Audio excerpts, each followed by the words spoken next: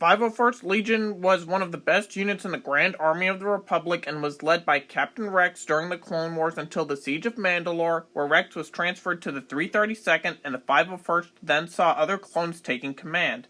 In canon, the 501st Legion came under the command of Commander Appo, who then led the unit during the events of Revenge of the Sith and participated in Operation Nightfall against the Jedi, and was seen in Revenge of the Sith where he tells Senator Organa that the Jedi had rebelled against the Republic, but he would be wounded by a Padawan. Post-Revenge of the Sith in canon, there was little information about Commander Appo and the 501st Troopers after Order 66, and it kinda goes straight into the 501st Legion of Stormtroopers, which isn't what this video is about, as I'm only looking at who led the 501st when it was staffed mostly by clones.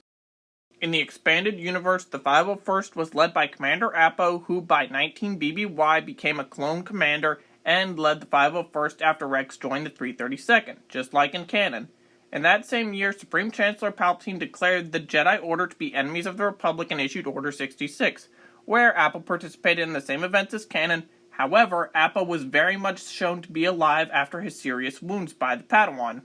After the events of Revenge of the Sith, Vader received word from spies that Obi-Wan Kenobi was on Kessel and went there immediately. Unknown to Vader, however, Palpatine had Commander Appo and the 501st follow him.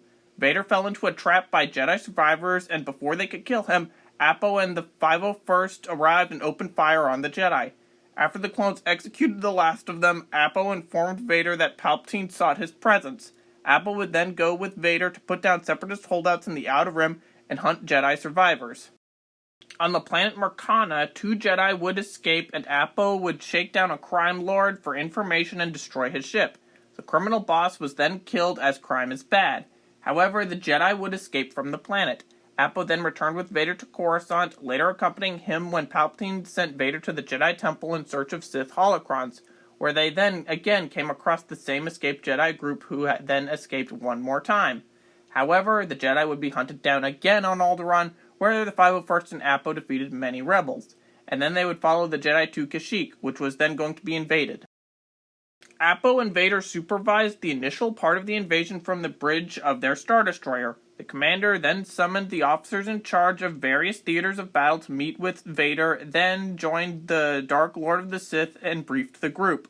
Once the officers were cleared for their duties, Vader and Appo descended onto the surface of Kashyyyk to take on the Jedi and Wookiees. As they landed, Vader was informed over the communication systems by one of the officers that the Wookiees were fleeing into the safety of Kashyyyk's forest and would soon become impossible to root out. Appo suggested that they initiate surgical orbital bombardments to flush the Wookiees out, and Vader then gave the orders to do so. However, during the ground invasion, Appo would hold his own when fighting against Jedi, but eventually would be decapitated. Commander Appo would have an easy relationship with Darth Vader, who in turn felt more at ease around Appo and the 501st. But after the commander's death, Vader even expressed a certain fondness for the man. Vader kept Appo at his side much of the time, sometimes asking for the commander's analysis of military matters. The two would even be able to communicate with each other wordlessly, with only nods and hand gestures being enough for them to understand one another.